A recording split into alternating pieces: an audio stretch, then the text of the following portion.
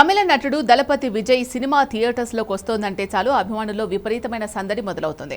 ఆయనకు తమిళనాడులోనే కాకుండా తెలుగు రాష్ట్రాల్లోనూ ఇతర భాషల్లోనూ మంచి ఫాలోయింగ్ ఉంది. తాజాగా ఆయన నటించిన ప్రతిష్టాత్మక చిత్రం జననాయకన్ గురువారం భారీ అంచనాల మధ్య విడుదలైంది. అయితే ప్రస్తుతం ఈ సినిమా బాక్సాఫీస్ ఫలితం, విజయ్ పారితోషికం అంశాలు సోషల్ మీడియాలో హాట్ టాపిక్ గా మారాయి. ఈ సినిమాను వినోద్ తెరకెక్కించారు. సినిమాలో విజయ్ సరసన పూజా హెగ్డే కథానాయికగా నటించగా, ప్రేమలు ఫేమ్ మమితా బైజు ఒక ముఖ్యమైన పాత్రలో కనిపిస్తోంది. ఈ చిత్రాన్ని కేవీఎన్ సంస్థ దాదాపు 400 కోట్ల భారీ బడ్జెట్ తో నిర్మించింది. విజయ్ ఇప్పటికే పూర్తి స్థాయి రాజకీయాలకు అడుగుపెట్టడంతో ఇది తన చివరి సినిమా అని ముందే ప్రకటించారు. దాంతో అభిమానులు ఈ చిత్రంపై కొండంత ఆశలు, భారీ అంచనాలు పెట్టుకున్నారు.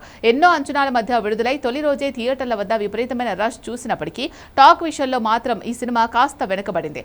మొదటి రోజు ప్రదర్శన ముగిసేసరికి సినిమాకి బాక్సాఫీస్ వద్ద మిశ్రమ స్పందన మొదలైంది. సాధారణ ప్రేక్షకుల నుంచి అనుకున్న స్థాయి వినోదం, యాక్షన్ లభించలేదు అనే అభిప్రాయాలు వ్యక్తమవుతున్నాయి. కథలోని కొన్ని లోపాలు, కథనంలో సాగదీత వల్ల సినిమా ఆశించిన స్థాయి హిట్ టాక్ ను సొంతం చేసుకోలేకపోయింది. టాక్ నెగిటివ్ గా వచ్చినప్పటికీ ఈ సినిమా కోసం విజయ్ అందుకున్న రెమ్యునరేషన్ వార్తలు మాత్రం అందరినీ నోరెళ్లబెట్టేలా చేస్తున్నాయి. ఈ సినిమా కోసం విజయ్ దాదాపు 275 కోట్ల వరకు పారితోషికం తీసుకున్నట్లు ప్రచారం జరుగుతోంది. ఒక భారతీయ నటుడు కేవలం ఒక్క సినిమాకి ఈ స్థాయిలో పారితోషికం పొందడం అత్యంత అరుదైన విషయంగా చెప్పుకోవచ్చు.